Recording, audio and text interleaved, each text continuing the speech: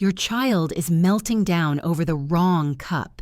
You handed them blue, but somehow it's the wrong shade of blue, and suddenly you're stuck in that familiar cycle. Reasoning doesn't work. Distraction doesn't work. Walking away only makes it worse. But here's what happens next, and this is where most parents go wrong. You rush to fix it. You try to control it. You just want the noise to stop. And that exact moment is when the tantrum intensifies. But Korean families discovered something powerful about the nervous system that changes everything. Something about how to actually calm a meltdown instead of feeding it. And it works in under 60 seconds. Most parents unknowingly make tantrums worse every single day. But after today, you won't. Here's what happens when your instinct is to fix it fast. You correct. You redirect. You explain. Don't be silly. Calm down. We don't cry over small things. And here's what you probably don't realize. When you lead with control, your child's brain interprets it as danger. The fear center switches on. They resist harder. What could have lasted 30 seconds turns into 10 minutes, and a lesson is learned. Big emotions equal punishment. So either hide them or scream louder to be heard. If you've done this, if you felt that urgency rise and responded with control, you're not broken. You're human. This is how most of us were raised. But here's where one culture discovered a completely different approach. In Korean families, there's a concept called Jeong. It doesn't translate easily, but it means emotional harmony, deep empathy, and shared presence. And it completely transforms how parents respond when children feel overwhelmed. Imagine this, a Korean grandmother watching her grandson cry over a broken toy. She doesn't talk. She doesn't correct. She sits beside him, hand resting on his back, and simply breathes. Within moments, his crying softens. It's like watching a storm fade. That's Jeong in action. Korean parents don't rush to fix emotions. They hold them first because they understand something vital about the nervous system. When you stay calm, your child borrows your calm. Your body teaches their body how to regulate. When you panic, they escalate. When you slow down, they naturally slow down too. This is known as co-regulation. Your child's brain isn't able to self-calm yet, so it syncs with yours. Calm presence works faster than rushed solutions. That's the foundation of what you're about to learn. So let me name this approach the Jeong pause. It's called a pause because the first step feels backwards. You stop trying to stop the tantrum. You pause. You lower your overall energy. You create a calm emotional space around your child. And I need to warn you, this first step will feel completely wrong. Every instinct in your body will push you to do the opposite. That's exactly why it works. I'm going to walk you through 5 simple steps, and I want you to follow the timing closely, because once you see how quickly this works, you'll understand why Korean parents appear so steady. Ready? 60 seconds. That's all it takes. Let's count it down together. Step 1. Lower your energy and your body. The moment you notice the meltdown starting, or even if it's already in full swing, you do 3 things at the same time. Take a real breath. Relax your shoulders. Lower yourself to their eye level, not standing over them, but meeting them. When you do this, something changes. Your child's brain interprets this as, I'm safe. This person isn't a threat. They're with me. The amygdala, the brain's fear center, begins to power down. 10 seconds. Done. 50 left. Step 2. Silent connection. You're at their eye level now. You still don't speak. You simply make soft eye contact.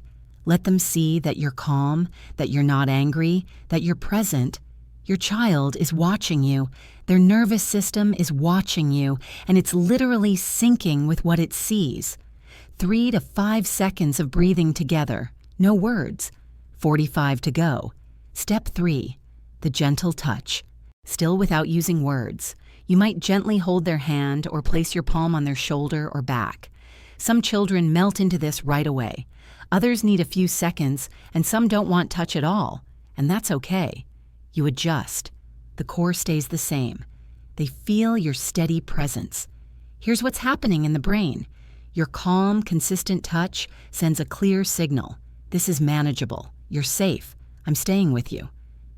Many tantrums begin to de-escalate right here. You'll feel the tension drain from their small body. They stop resisting because they feel seen, supported, not alone. 10 to 15 seconds, 30 left. Here's how this looks in real life. Without the Jeong pause, your child screams because you cut their sandwich the wrong way. You say, "Stop being silly, it tastes the same." They scream even louder.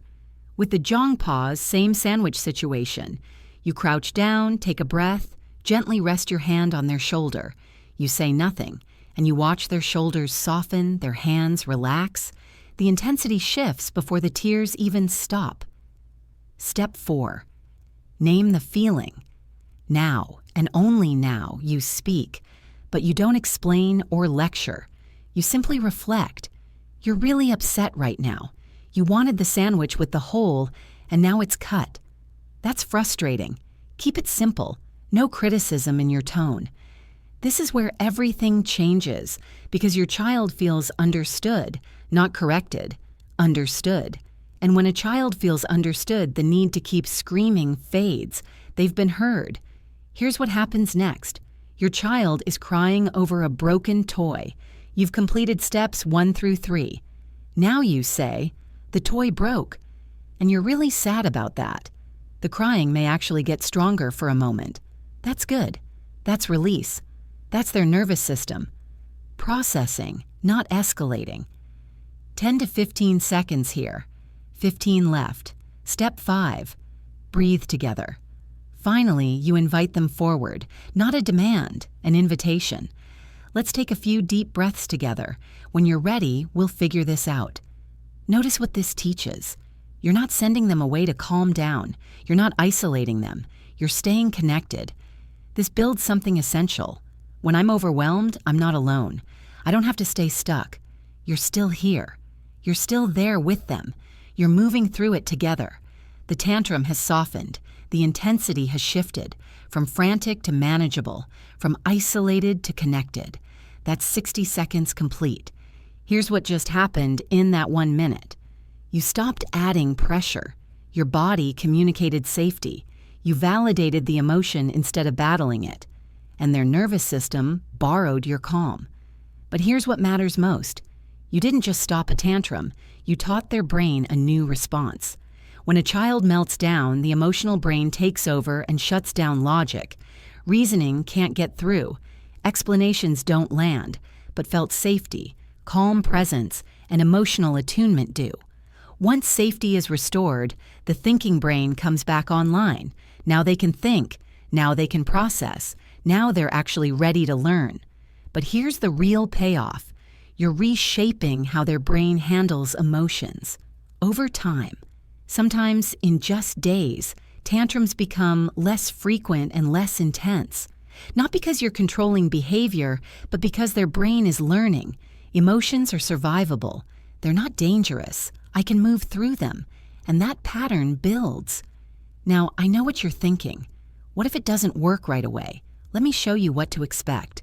Day 1, you try this, and your child cries even louder. They're confused because your response has changed. You're calm while they're escalating. That's the learning moment. Don't read it as failure.